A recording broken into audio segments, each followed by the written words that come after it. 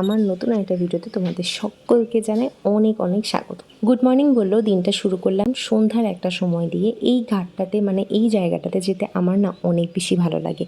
তোমরা আমাকে কমেন্ট করে জানাও এক্ষুনি এই জায়গাটা তোমরা কে কে গেছো এবং এই জায়গাটা এক্স্যাক্টলি কোথায়। এবং ওই জায়গাটাতে একটা এগরোল পাওয়া যায়, মানে এগরোলেরই দোকান ওটা, এত ভালো খেতে এগরোলটা, আর জাস্ট মুখেই লেগে থাকে যখনই খায় না কেন। তারপরের দিন সকাল সকাল বেরিয়ে পড়েছিলাম একদম ফার্স্ট মর্নিংয়ে। আমার ডেফিনেটলি ইনস্টিটিউশনের একটা কাজ ছিল, সেটার জন্য। তো হঠাৎ করে বেরিয়ে দেখলাম ওয়েদারটা কেমন রেনি রেনি হয়ে গেল।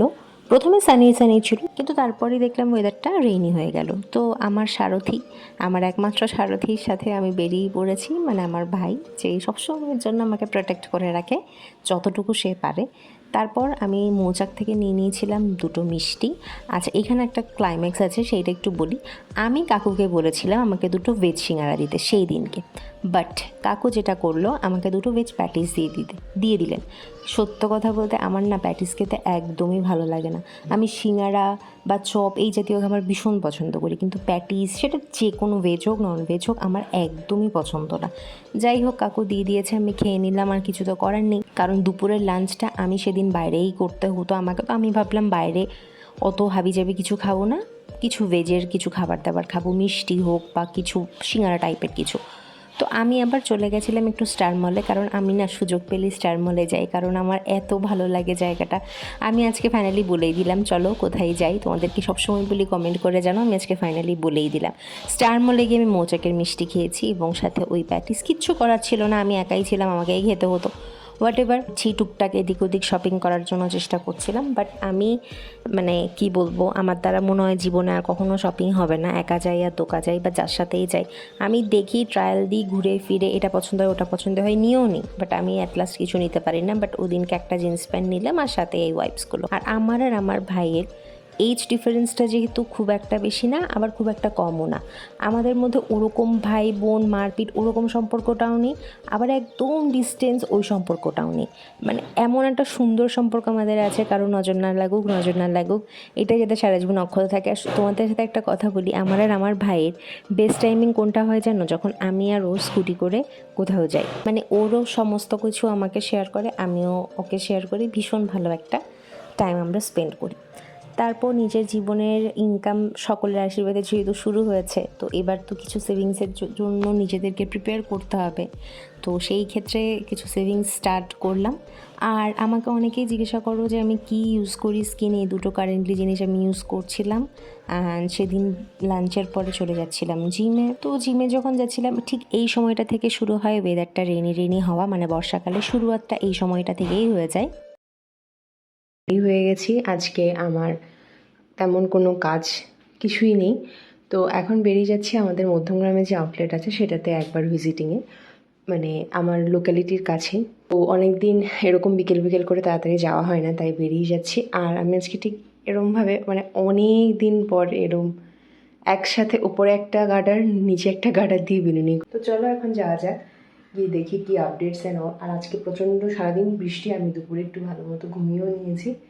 তো যাই হোক, তো সমস্ত কাজ কমপ্লিট করে এখন একটু ফ্রি হওয়ার পর এখন বেরোচ্ছি।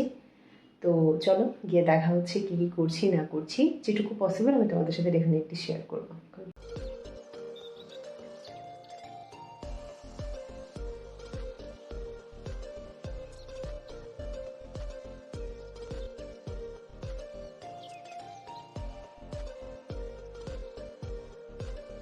এই কটা দিন ওয়েদার ভীষণই ভালো ছিল, মানে আকাশটা প্রচণ্ড সুন্দর ছিল, দেখতে বেশ ভালো লাগছিল। আর দেখবে এই সমস্ত ওয়েদারে না হেঁটে চলাফেরা করতে ভীষণ ভালো লাগে। যেতে যেতে দেখলাম বৃষ্টি চলে আসলো, কিন্তু আমি ভাবলাম যে না, হাঁটা যখন শুরু করেছি তখন আমি পুরোটা হেঁটেই যাব। এবং আমি বাড়ি থেকে রীতিমতো আমাদের আউটলেট অবধি পুরোটাই হেঁটে গেছি। অলমোস্ট 20 মিনিটস, কিন্তু 20 থেকে 25 মিনিটস কিন্তু আমরা হেঁটেছি। আর এইটা আমাদের ইনস্ট্যান্ট তখন একটা পার্সেল আসে, অ্যান্ড রিভিউটাও আমরা অলরেডি আমাদের পেজে শেয়ার করে দিই।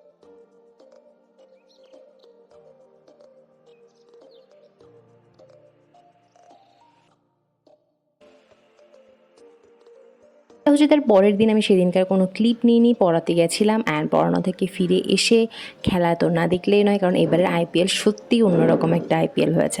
তারপরের দিন শ্যুট করলাম, আর এই যে ভিডিওগুলোতে তোমরা অনেক অনেক ভালোবাসা দিয়েছো তার জন্য অনেক অনেক ধন্যবাদ। আমার পুরনো একটা সাউন্ড বক্স আবার নতুন করে ফাংশনিং করা শুরু করেছে। আসলে যত্ন করলে কদর হয়, এটা আমি বুঝলাম। যাই হোক চলো। আর এই দিনটাতে ছিল আমাদের ফুড বিজনেসের একটা ইম্পর্টেন্ট মিটিং, সেদিন সানডে ছিল, আর সানডে করে আমাদের মিটিংগুলো হয়। বাট আজকেও সানডে যখন আমি ভয়েস ওভারটা দিচ্ছি, বাট আজকে যেহেতু ওয়েদারটা রেইনি আর কিছু এক্সট্রা কাজ রয়েছে, তাই আজকে আমরা মিটিংটা করিনি। আর এই যে স্টার মলেই আমাদের মিটিং হয়, আমাদের গেট টুগেদার হয়, আর দুপুরবেলা লাঞ্চটা যেহেতু আর ওখানেই ছিলাম তো ওখানেই করে নিয়েছি। তারপর সবাই মিলে এক কাপ করে চা খাওয়া হলো। রিসেন্টলি আমাদের একটা ঘুরতে যাওয়ারও প্ল্যানিং হচ্ছে, সেটা যদি সাকসেসফুলি ডান হয় ডেফিনেটলি সেটারও কিন্তু খুব সুন্দর সুন্দর এক্সাইটিং ব্লগ তোমাদের সাথে আমি শেয়ার করব। তবে হ্যাঁ, যদি ক্যামেরা ফ্রেন্ডলি সবাই হয় তবেই সবাইকে ক্যামেরাতে আনবো, বাট হ্যাঁ দেখতে কিন্তু পাবে। কিন্তু অনেকে হয় না ক্যামেরাতে এসে কথা বলতে অতটা অভ্যস্ত হয়ে ওঠে না, তো আমি কিন্তু সেই ক্ষেত্রে জোর করব না। যাই হোক, তোমরা জানো এই জিনিসটা আমি খুব একটা করি না কাউকে। যাই হোক, তারপরের দিন আমাদেরকে একটা দাদা, মানে আমাদেরই একটা দাদা, ও রিসেন্টলি কর্পোরেট ওয়ার্ল্ডে ও নিজের লাইফ স্টার্ট করেছে, মানে কর্পোরেটে জব পেয়েছে, তো that's why he gave us a treat. And তার সাথে আমরা এই লস্যিটা খাই, মানে এত সুন্দর খেতে এই লস্যিটা, কী আর বলবো। হজমের জন্য ইদানিং কোল্ড ড্রিঙ্কস এই সমস্ত কিছু খাওয়া একদম বাদ দিয়ে দিয়েছি। চেষ্টা করি যতটুকু সম্ভব চিনি ছাড়া লস্যি খাওয়ার, অ্যান্ড এটাই এখন থেকে কন্টিনিউ করব ভাবছি। তো এই যে এই একটা ক্যাফে ছিল সল্টলেক সেক্টর 1 কি 2 এর ওই জায়গাটায়, এবং অনেক ভালো অ্যাম্বিয়েন্স থেকে শুরু করে food quality everything was top notch. মানে ইভেন আমার প্লেটগুলো এত পছন্দ হয়েছে কী বলবো। এই ধরনের অ্যাস্থেটিক ফ্লেভারের জিনিসপত্র কিন্তু আমার ভীষণই ভালো লাগে। তারপরের দিন চলে আসলাম। তারপরের দিন আমি আর কোনো ভিডিও করিনি সকাল থেকে, আর বিকেলবেলা দুপুরবেলা পড়ে উঠতে বেজে গেছে 1:45। আর আম খাওয়ার সঙ্গে সঙ্গে আমি আমার পড়াশোনাটাকে কমপ্লিট করলাম সেই দিনকার মতো। আর এরকমভাবে পড়াশোনা করতে দুপুর ভালোই লাগে। এইটা হচ্ছে তার পরের দিন, সেদিনকার কোনো ক্লিপ নিইনি। পরের দিন ব্রেকফাস্টে ছিল আমার 2টো রুটি, একটা মাকে দিয়ে এসেছি কারণ আমি 2টো রুটি খেতে পারবো না, আর তার সঙ্গে ছিল আমটা কিন্তু ইয়াম্মি ছিল অনেক। এবছর প্রচুর আম খাওয়া হয়েছে আমাদের। তারপর যথারীতি ব্রেকফাস্ট করে আমি বেরিয়ে যাই পড়ানোর জন্য, কারণ সেদিন সকালবেলা এটা বিকেলবেলা, সকালে না, সকালবেলাটা আমি আবারও হয়তো নিজের পড়াশোনাই করেছিলাম, আমার এক্স্যাক্টলি ঠিক এখন মনে পড়ছে না। বিকেলবেলা ওয়েদারটা দেখো কত সুন্দর, আমার এরকম ওয়েদারে হেঁটে চলাফেরা কিন্তু আমার ভীষণ ভালো লাগে। দেখো এত সুন্দর ওয়েদার।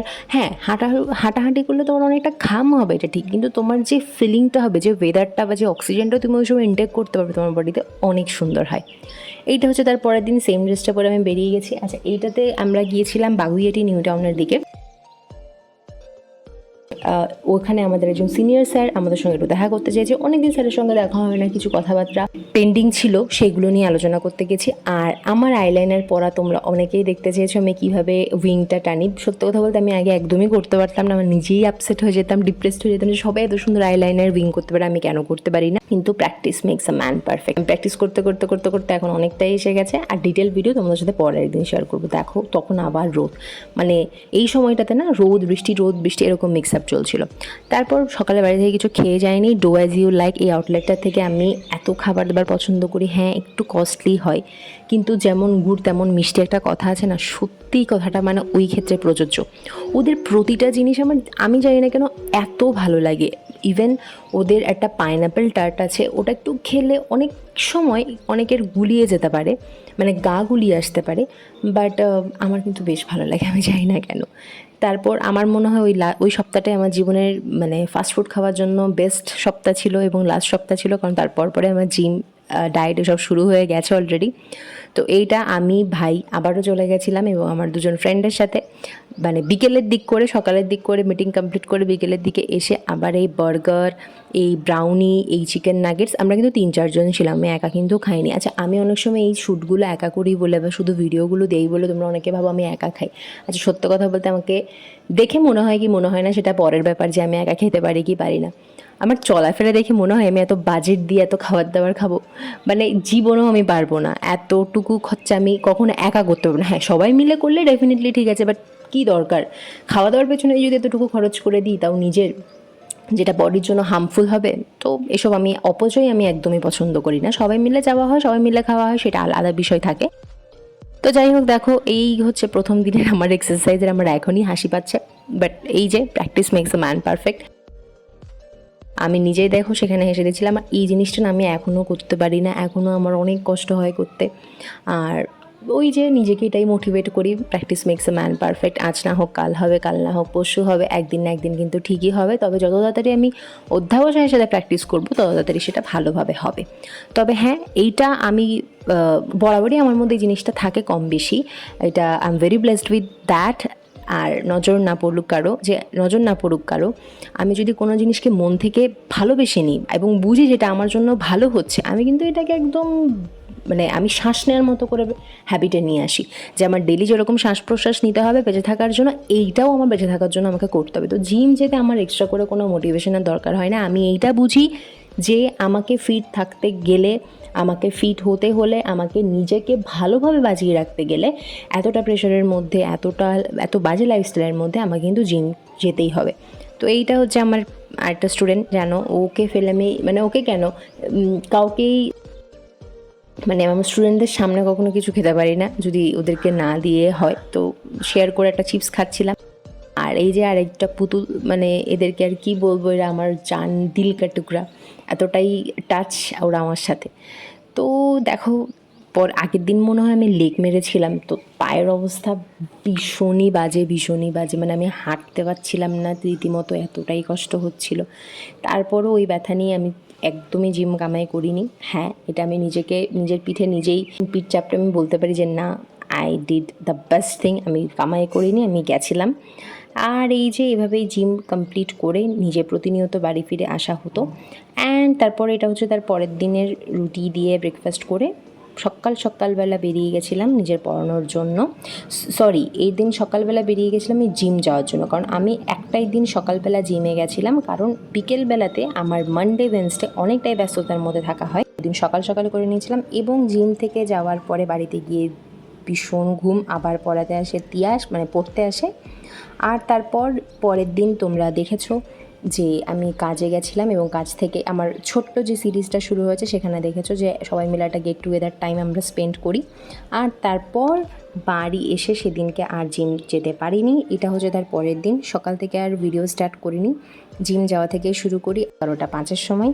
আর এইভাবে খুব সুন্দর করে দিনের লাইফগুলোকে বিজি শিডিউলের মধ্যে ইনক্লুড করে নিয়েছি। খুব শীঘ্রই দেখা হচ্ছে নতুন ভিডিওর সাথে। ভালো থেকো সকালে, এখন টাটা।